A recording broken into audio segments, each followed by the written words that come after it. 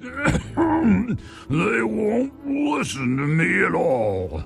If I tell them something simple, then it gets done. Otherwise, Birch spends a week looking for a hidden meaning.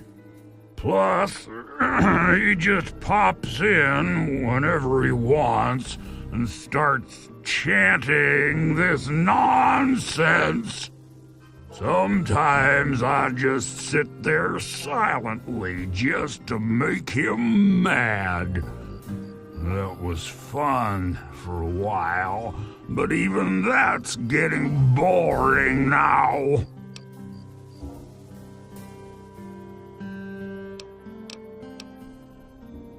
Actually, the kid is the nicest one of all. Use her name. She sneaks in here sometimes and just lets me talk about stuff I wanna talk about. Bob really likes her too, 'cause she makes me happy.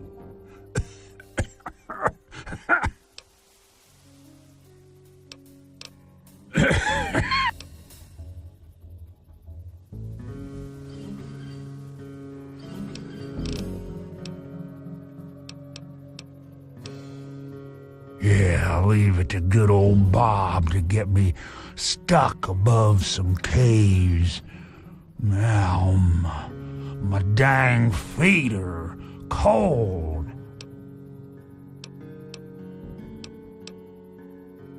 I think the best way for you to get down there would... There's supposed to be... Sometimes I feel stuff tickling me. Oh.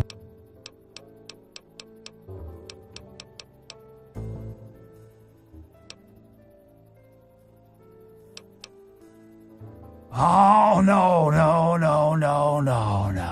Fire would be too painful for me and poor old Bob. You keep that stuff away from us. The heart would be just fine, and I won't feel a...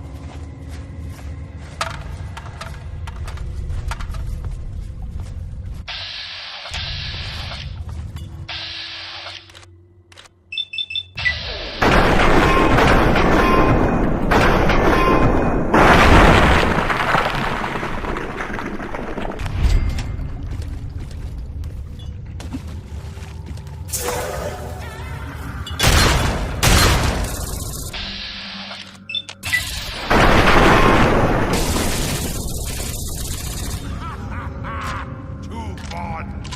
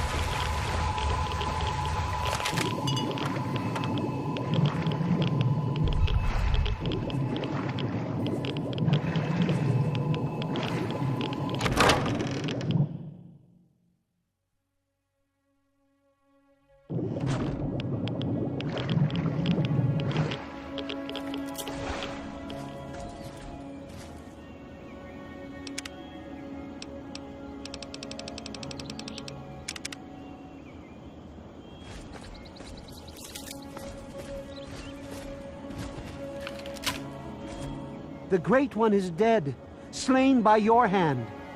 Don't worry, I hold no grudge towards you. You'll have to forgive my people at a time like this, outsider. They aren't used to being so lost. And for once, I don't have the words to help them. Before you reached his heart, he imparted his last words to me. He told me about his will to die and how I mistook this for some mystical sign. How could I have been so blind? How could I have misled all these people? Perhaps, if I would have spent more time getting to know him, things would have turned out different. Even though the Great One has left us, our memories of him will never die. With Bloomseer Poplar's help, I'm confident we can keep Oasis alive and carry on as tree minders. Go now, outsider. Go, but never forget the gifts the Great One bestowed upon us.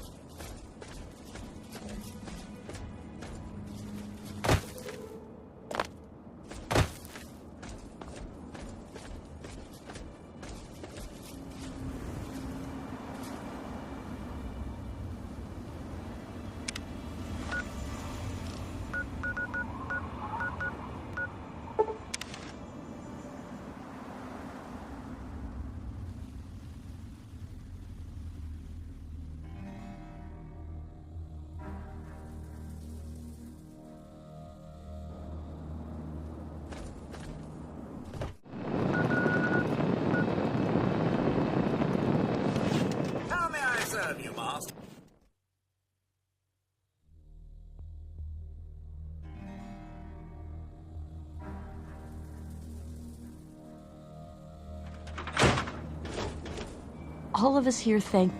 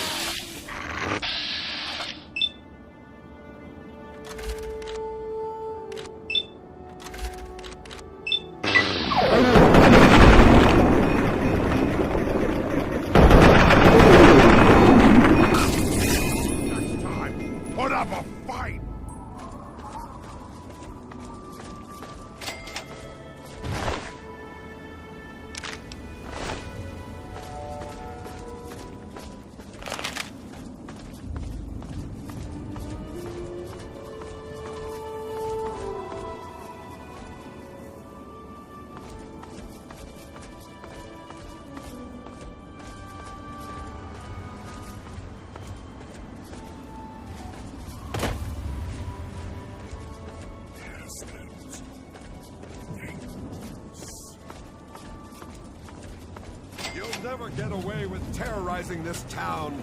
Not while it's under the protection of the Mechanist. You and your pathetic tin cans are no match for my army. The citizens of this town have nothing to fear. The Mechanist is here to protect them. Ha! We'll see about that. Attack, my ant soldiers. destroy this fool and his tin toys. Go forth, my steadfast creation. Show humanity's true power.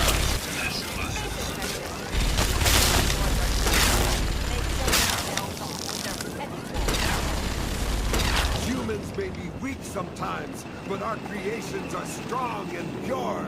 Something you'll never be. Fool! Humanity's creations were the seeds of their...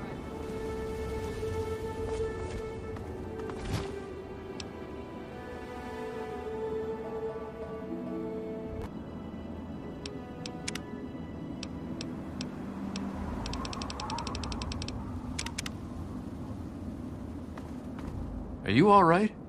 You aren't hurt, are you? I'd like to apologize for the rude welcome. Those two have been a bit of a problem lately. Name's Rowe.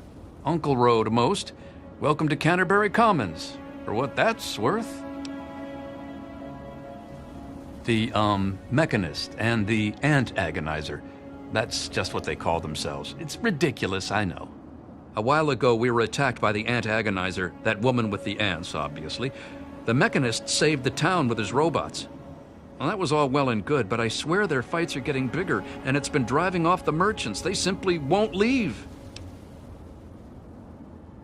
Oh, that's terrific. I knew you'd help out. Knew it in my gut, and it's never steered me wrong on a deal yet. Find where the ant agonizer and the mechanist hide and convince them to stop or otherwise end their hostility, and you'll earn 200 caps. You only need to stop one of them, really. Nowadays, I think they only stay in Canterbury to fight each other. Great! I'm relieved to know the situation will be quickly resolved. Let me know if I can be of assistance to you. Oh, and please, do try to use some discretion. We already have plenty of would-be heroes starting wars in the streets. We don't need another.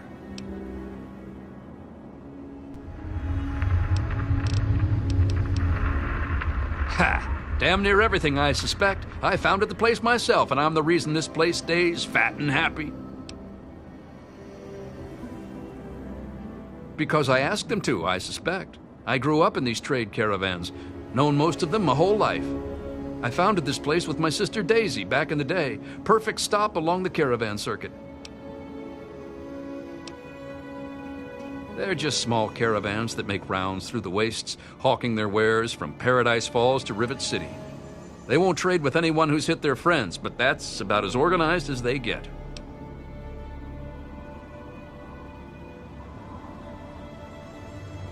I had thought about it, but some of these wasteland traders, well, they aren't exactly the organizational type. It'd take a pretty savvy businessman to make it worth their while to work together. Frankly, I'm not sure even I'm up to the task.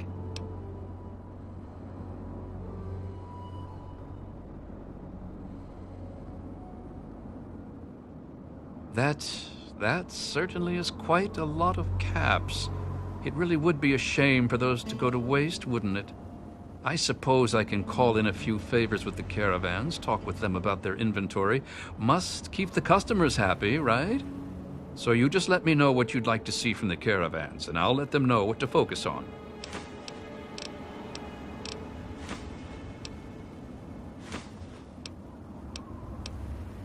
All right, you're the boss.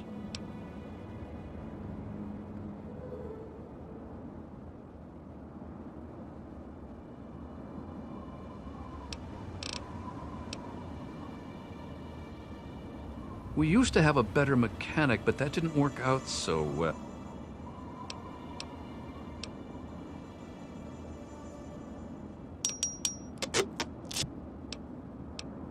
If it'll help, I'm glad to.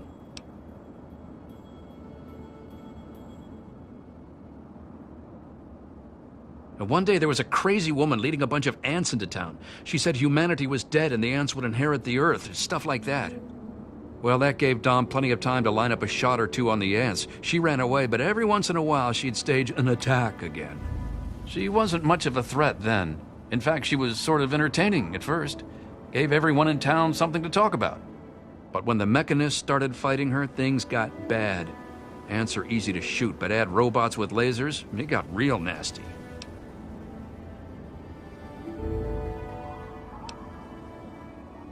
The mechanist used to be our town mechanic, Scott Walensky. Quiet guy, but plenty fierce with a wrench and some solder. Guy used to take care of a robot that protected the town until it got torn up in one of the Ant Agonizer's lame little attacks. I guess he took it personal because he made a mechanical suit and called himself the Mechanist, said he would lead a robot army to fight her. Now he doesn't even respond to his name, and his robot army is more dangerous to the town than the ants ever were.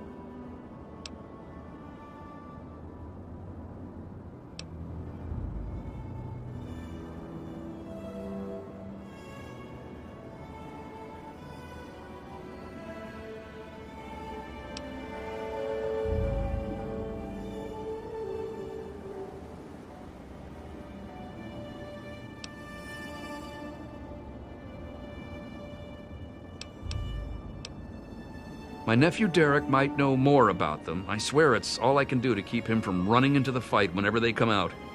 He might know more about where you can find them, but don't encourage the poor boy. He's had enough close calls.